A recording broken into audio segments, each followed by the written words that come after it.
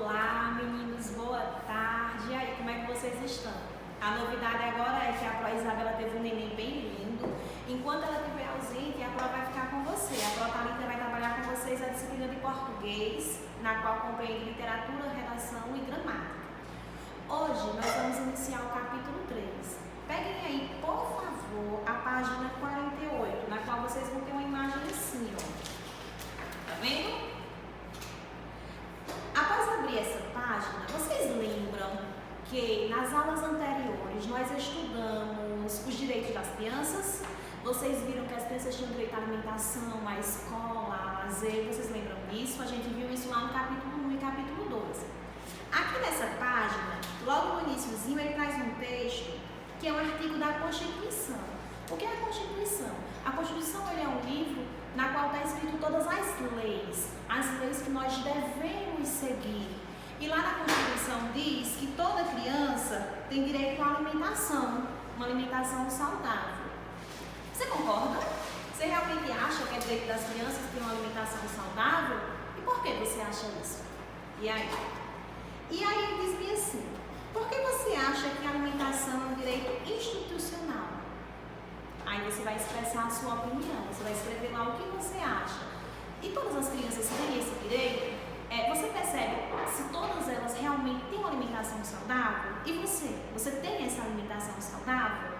E aí nós temos, em sua opinião, é muito bom comer muito ou comer bem? E quem come bem, significa que quem come bem, significa que isso é bom para ele? Ou comer muito, eu como, sou bem gulosa, e isso é uma alimentação saudável? E aí, o que é que vocês acham? E aí vocês vão adiante, nós temos que ver assim, que importância a alimentação tem no desenvolvimento humano para desenvolver-se como pessoa, como ser humano. Qual a importância dessa alimentação? Quando nós viramos a página, peguem aí com a prova, a página 50. Na página 50, você vai ter um texto que é o texto de João Guloso. João é um menino guloso que come, só que nesse texto João ele faz uma travessura, ele faz algo que não deveria fazer, porque ele não consegue controlar aquela vontade de comer.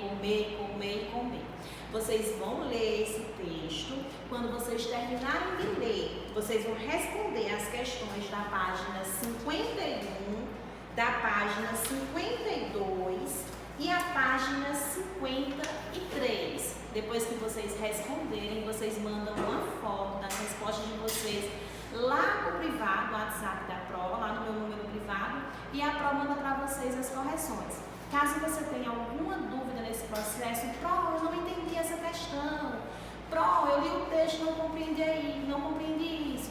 Você chama a Pro, grava um áudio, manda um texto e a Pro vai orientando você. Você já está no 5º ano, você é capaz de fazer sozinho.